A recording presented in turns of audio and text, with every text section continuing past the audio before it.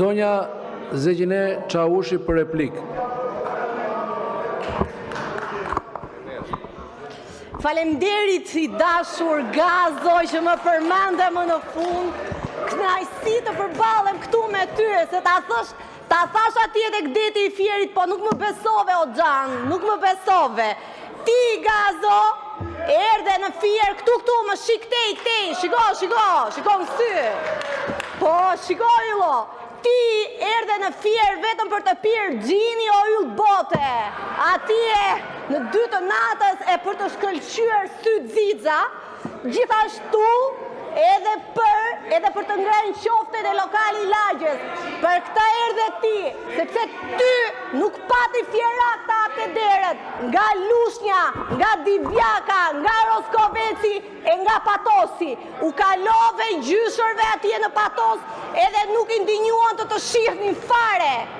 Në Roskovec, qa të bëri Roskoveci dashur Gazo kur dole në pazar?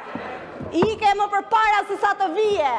Ti ylli i Fierit, për këto do të mbahesh më në Fier. Kanë kaluar kaq muaj nga zgjedhjet. Pse s'ke shkuar atje tek ata pak demokrat që i dhanë ato vota për Gentin? Këtu duhet të ishte Genti me Zana Numanin, e jo ti ylli i Fierit.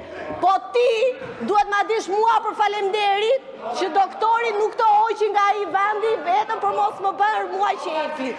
Kështu yll. Riset tek fjalimi do të kujtoj një shprehje të bukur që ja ke thënë babi të Zenit. Do ta them ju. Do ta them. Po, ma ka mësuar ata që pihet i gjini, ajo është kategoria jote, se unë nuk i njoh. Kategoria jote, o yll.